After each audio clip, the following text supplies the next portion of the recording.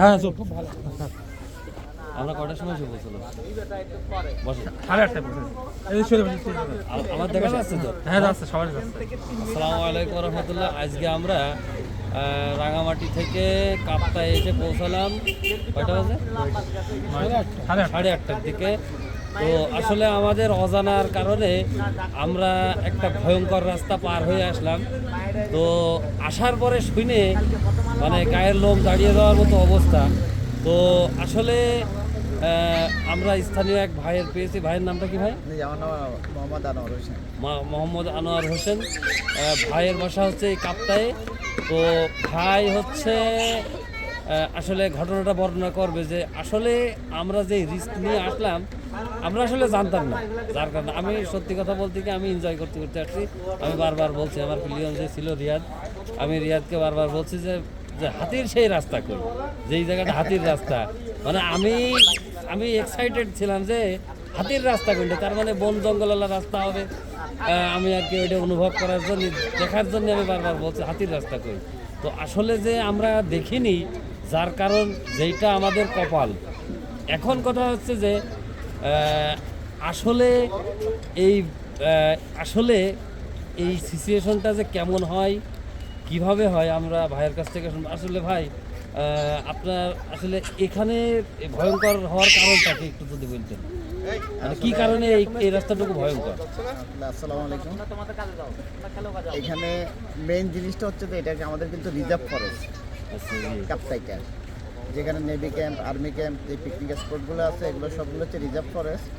তো এখানে আসলে বনের পশু পাখি অভয়ারণ্য, বিশেষ করে এটা। কিন্তু এখানে আপনার নিরাপত্তার স্বার্থে, যেহেতু আমাদের ওই পাশে ইন্ডিয়া, এদিকে মায়ানমার, নিরাপত্তার স্বার্থে আমাদের কিছু আর্মি ক্যাম্প এখানে স্থাপন করা হয়েছে। আর্মি ক্যাম্পের কারণে তো ওখানে পর্যটন শিল্প গড়ে ওঠার কারণে মানুষজন আসা যাওয়া সব কিছুই আছে, ঠিক আছে। কিন্তু আপনারা যে রাস্তাটা দিয়ে আসছেন সেটা দেখার মতো জায়গা, কিন্তু এখানে হাতির উপদ্রবটা একটু বেশি। কারণ যেহেতু রিজার্ভ ফরেস্ট, এখান থেকে হাতি সরানোর কোনো ব্যবস্থা নেই। প্রয়োজনে মানুষ সরিয়ে দিবে, কিন্তু হাতি সরাবে না পরিবেশ ও বন মন্ত্রণালয়। যেটা আমাদের এখানে অনেক অ্যাক্সিডেন্ট হয়, কিন্তু নিজ দায়িত্বে আসতে হয়। হাতি আসলে বিশেষ করে রাস্তায় আসার কারণ হচ্ছে আপনার খাবার নাই, বন উজাড় হয়ে গেছে। বনে আপনার কোনো ফল ফ্রুট, আগে তো বনে বিভিন্ন ধরনের ফল ফলাদি ছিল, কিন্তু এখন তো সেটা নাই। যেমন বিশেষ করে মানুষের বাড়িতে, আমার বাসায় তো প্রায় 1-150-র মতো বানর চলে আসে, খাবার টাবার কিছুই রাখে না বানরে। এই অবস্থা এখন, এগুলো সব জনগণের ভিতরে চলে আসছে, জনগণ চলে আসছে, জঙ্গলে কোনো খাবারই নাই। তার মানে এক কথাই যে বনের ভিতরে হাতিদের খাবার নেই বিদায়, হ্যাঁ, খাবার ওরা নেই রাস্তায় চলে আসে খাবারের খোঁজে। আচ্ছা, এখন ধরেন হঠাৎ করে যদি হাতি সামনে চলে আসে, সেই ক্ষেত্রে মানে এখন বিষয় হচ্ছে যে ওই জায়গার ভয়ঙ্কর হাতি যদি সামনে চলে আসে, সেই ক্ষেত্রে মানুষ, আমাদের ধরেন আমরা পর্যটক যারা আছি, যদি হঠাৎ করে আমাদের সামনে হাতি চলে আসে, কেমন সিচুয়েশনে আসে আর পড়লিবারে কিভাবে বোঝা যাবে যে কি অবস্থা আর কি হয়, আচ্ছা, ওর মানসিক অবস্থাটা কিভাবে বলছে? আপনার হঠাৎ আপনি আসতেছেন, আপনি তো আর জানেন না ওখানে হাতি আছে। আপনি আসতেছেন, বিশেষ করে বাঘগুলো, টার্নিংগুলো যখন আপনি টার্ন করবেন তখন দেখবেন আপনার সামনে হাতি। তৎক্ষণাৎ আপনাকে দাঁড়িয়ে যেতে হবে। আর প্রথমত টার্নিংগুলো ঘোরার সময় আপনাকে অবশ্যই স্লোলিভাবে ঘুরতে হবে, যেহেতু ওর পারে কী আছে আমি দেখতে পাচ্ছি না, সেহেতু আপনাকে স্লো আসতে হবে। হাতি যদি সামনে আপনার পড়েই যায়, সেই মুহূর্তে আপনি দাঁড়িয়ে যাবেন।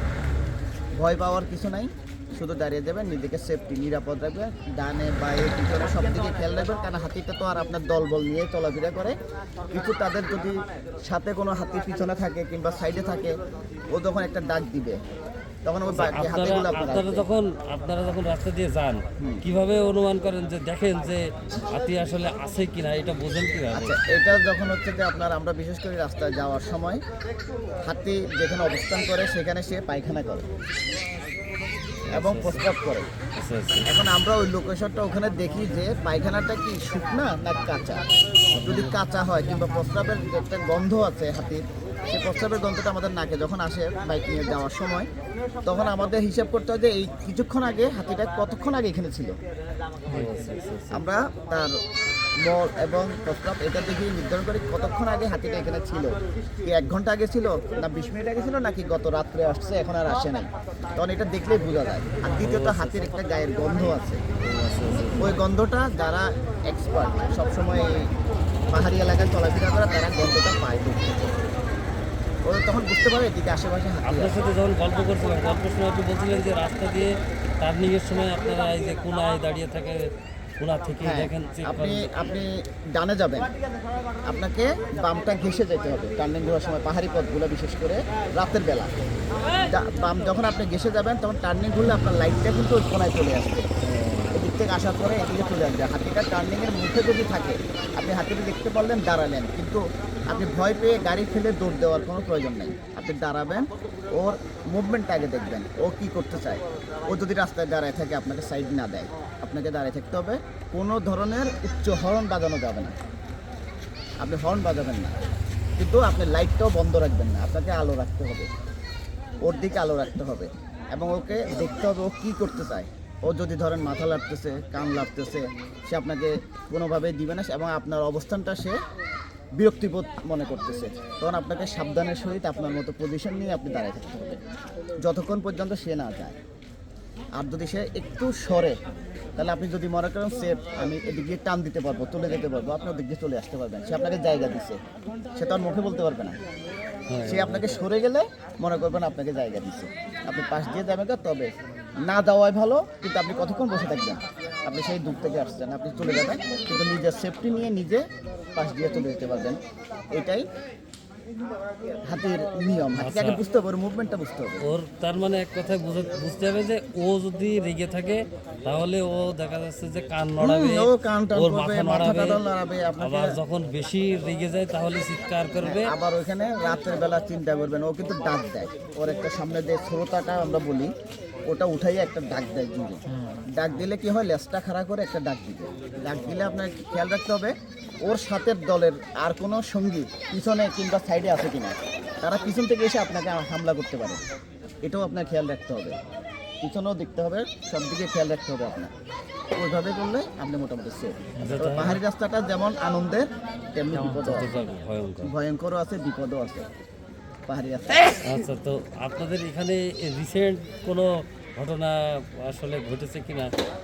রিসেন্ট আসলে এই যে সপ্তাহ 10 দিন আগে আমাদের আপনার যেটা আপনার আছে জাতীয় উদ্যান আছে আমাদের কাছ থেকে, ওখানেও প্রায় 9:30টার দিকে হাতি রাস্তায় চলে আসছে। আসার পরে এইদিকে দীর্ঘ লাইন, যেহেতু আমাদের ট্যুরিস্ট এলাকা, এখানে পর্যটকরা আসে ঘোরার জন্য, তারা সবগুলো গাড়ি রাস্তায় ব্লক হয়ে গেছে। হওয়ার পরে তৎক্ষণাৎ আমাদের প্রশাসন উদ্যোগ নেওয়াতে, বন বিভাগ উদ্যোগ নেওয়াতে আপনার এখান থেকে ফায়ার সার্ভিস আসে, ফায়ার সার্ভিস গিয়ে সেখানে সাইরেন শব্দ বাজিয়ে আপনার হাতিকে একটু রাস্তা থেকে সরিয়ে দেওয়ার পরে আমাদের রাস্তাটা যান চলাচল স্বাভাবিক করে যায়। আপনি এই যে কিছুদিন কয়েক বছর আগে যে একজন আর্মি পার্সনের আচ্ছা, সাথে একটা ঘটনা এটা হচ্ছে আমাদের যেহেতু আর্মি ক্যাম্প আছে, ওখানে নেভি ক্যাম্প আছে, তো স্বাভাবিক ডিউটি শেষ করে যখন নাইট ডিউটি হয় অনেক সময়, আমাদের দিকে আসতেছে একজন আর্মি এবং পিছনে একজন নৌবাহিনীর লোক, তিনি বলতেছে ভাই চলে যাচ্ছেন নাকি। তো স্বাভাবিক সে যেহেতু একই ডিপার্টমেন্টে, সে ডিপার্টমেন্ট একই না কিন্তু আলাদা ডিপার্টমেন্ট, কিন্তু একই প্রশাসনিক লোক বলতে চলেন। তো সে আসার পর সামনে পড়লো হাতি, পিছনে উঠলো, সামনে পড়লো হাতি, হাতি পড়ার পর সে বললো যে ভাই আমাকে শক্ত করে ধরে বসেন, কারণ ওর তো মোটামুটি আসা যাওয়া একটা এক্সপার্ট। সে পিছনের লোকজন সম্ভবত ভয়ে হয়তো সে পিছন থেকে পড়ে যায়, ছিটকে পড়ে যায় মোটরসাইকেল থেকে। পড়ে যাওয়ার পর ওই লোকটা, সেনাবাহিনীর লোকটা আবার গিয়ে সামনে যখন ও পড়ে যায় তখন সে ঘুরে এসে লাইট ধরে রাখে মোটরসাইকেলে, দেখতেছে ওর সামনেতেই, তাকে ছিঁড়ে ফিরে কিছুই রাখলো না, পেটের উপর পাড়া দিল, বুকের উপর পাড়া দিল, ষোলোটা দিয়ে ধরে হাত আলাদা করে ফেললো, পা আলাদা করে ফেললো, তার মৃত্যু নিশ্চিত করে। হাতিগুলো কি ঘিরে রেখে দিচ্ছে ওকে, লাশটাকে গাছের উপরে পাওয়া গেছে ওর হাত, এভাবে ষোলোটা দিয়ে মেলা দিয়ে গাছের উপর পাওয়া গেছে তার হাত। পরে এখান থেকে ফায়ার সার্ভিস গিয়ে, স্থানীয় প্রশাসন গিয়ে, বন বিভাগের লোকজন গিয়ে, সেনাবাহিনী, নৌবাহিনী সবাই এসে ওইখানে আপনার বাজি ফুটাইতে হয়েছে, যে একটা বোমা ফুটে না বাজি, বাজিগুলো ফুটালে বিকট শব্দে হাতি রাস্তা থেকে সরে যায়, সরে যাওয়ার পরে লাস্টগুলো একবার করে নিয়ে আসে। আসলে যেমন আনন্দের জায়গা, দুঃখেরও জায়গা। আবার আপনারা যারা দেখছেন তাদের বোঝার স্বার্থে বলি যে শ্রোতা বলতে উনি বুঝিয়েছে যে সুর যেটাকে আমরা কি বলি সেইটা হচ্ছে যে শ্রোতা আর কি। আর আমরা সেই রাস্তা পার হয়ে আসলাম এখন। এখন আসলে এই ভাইয়ের কাছ থেকে এই গল্পটা শোনার কারণ হচ্ছে যে এটাই যে আমরা আসলে কিছুক্ষণ আগে যে রাস্তা দিয়ে আসলাম এটা আমি আসলে এনজয় করতে করতে আসছিলাম যে আসলে হাতির রাস্তা কই, হাতির সেই এলাকা কই, তার মানে যে বনটা এমন ভয়ঙ্কর বন তাহলে হাতি থাকে সেটাকে আমি এনজয় করার মনে করে আসছি, কিন্তু এসে এত শোনার ভয়ঙ্কর। পরে